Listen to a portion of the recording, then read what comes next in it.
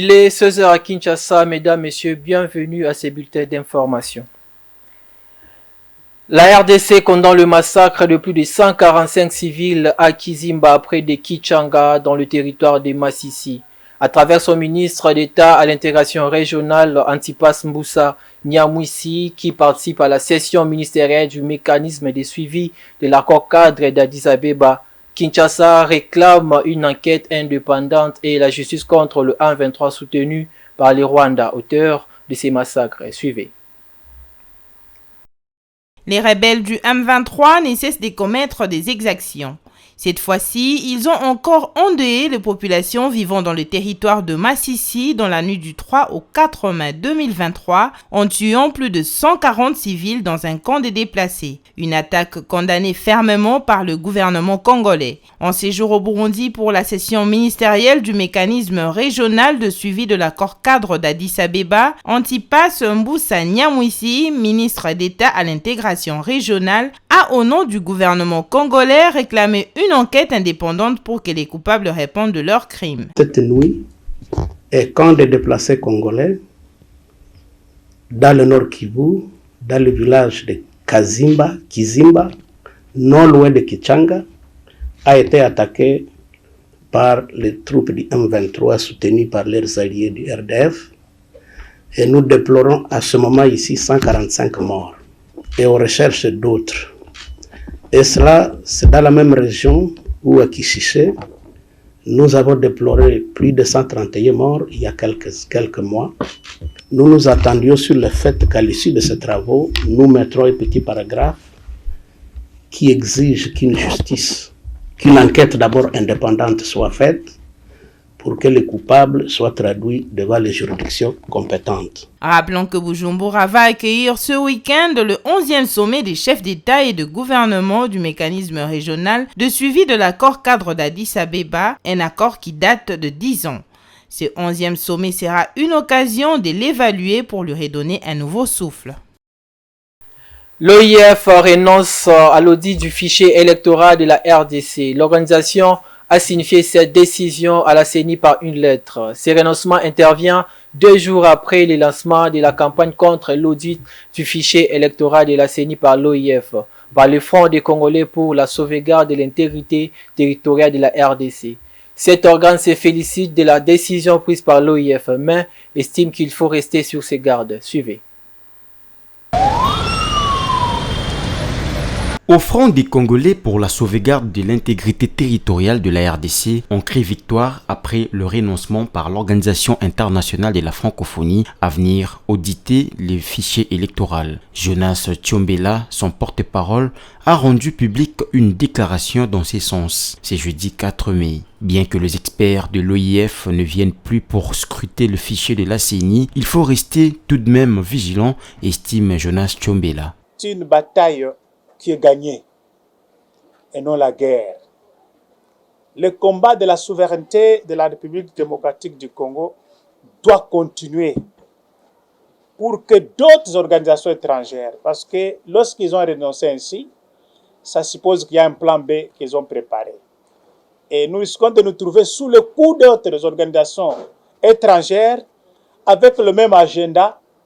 Ça peut paraître comme du trompe-l'œil. Voilà pourquoi, à ce stade, nous nous appelons plus à la vigilance pour ne pas sombrer dans l'euphorie d'avoir gagné, alors que ce qui semble être comme victoire peut paraître comme une stratégie mise en place pour juste organiser autrement comment ils peuvent accéder à nos données stratégiques.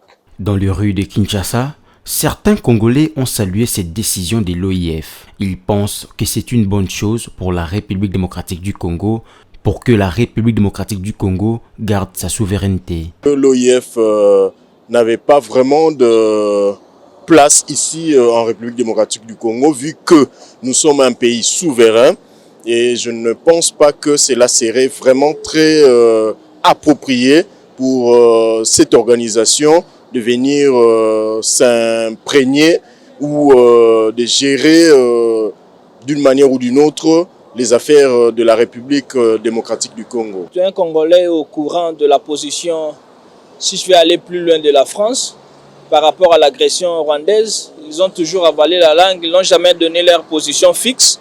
Et ces deux engagements, entre guillemets, ça traduit d'ailleurs un moyen, un mécanisme de vouloir freiner le processus électoral pour salir un tout petit peu l'image. Mais ça ne dit absolument rien. C'est vrai, notre démocratie, elle est encore faible, mais ça s'améliore. Nous tous, étant population, nous soutenons ça, de telle en sorte que le calendrier soit respecté et que le pays avance. Maintenant que l'OIF ne viendra plus auditer le fichier électoral, la CENI va trouver un autre mécanisme pour que cette base de données soit auditée avant la tenue des scrutins de décembre 2023.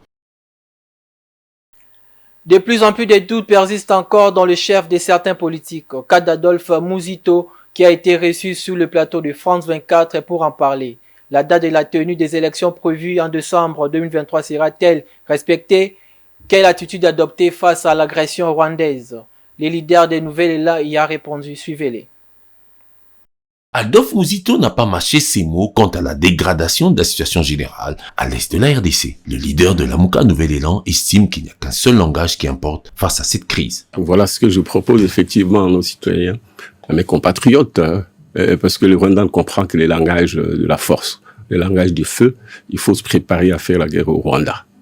Et parallèlement, il faut négocier et discuter avec les patrons du Rwanda, les multinationales, les États puissants, nos amis occidentaux, pour qu'ensemble, on commence à réfléchir sur la possibilité de la mise en valeur du Congo d'une manière générale, mais particulièrement dans cette partie est de la République qui regorge beaucoup de ressources qui font l'objet de convoitises. Si Paul Kagame apparaît comme le mentor des faux rebelles du M23, Mouzito s'en prend plus à ceux qui tirent les ficelles et soutiennent le président rwandais qui n'est lui aussi qu'un simple pion. Les patrons du Rwanda, de manière générale, ce sont les États occidentaux. Ce sont les multinationales qui exploitent. Les États-Unis, l'Europe, etc. Tous ces mondes-là.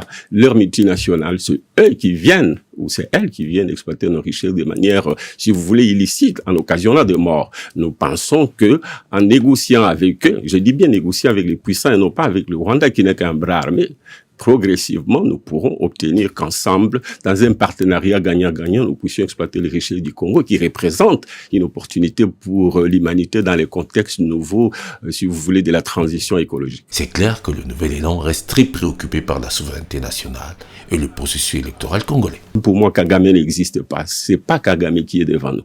Même si, en même temps, je sais que le Rwanda a un problème des terres. Hein.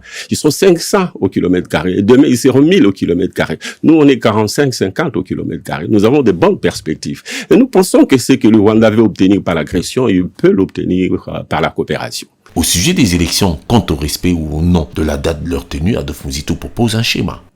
J'ai l'impression que, puisque nous devons consolider les fichiers aujourd'hui avec la CENI, qu'il faut passer à l'élaboration du projet de la loi relative à la répartition des sièges, pour un processus dont l'enrôlement n'a pas eu lieu dans 4 territoires, j'imagine, dont 3 à l'est, 1 à l'ouest, notamment Kwamutu. Donc, ils ne seront pas présentés cette loi, la CENI ne sera pas présentée cette loi, et si on ne présente pas cette loi qui définit, qui répartit le siège, ben, il sera difficile de faire appel à la candidature.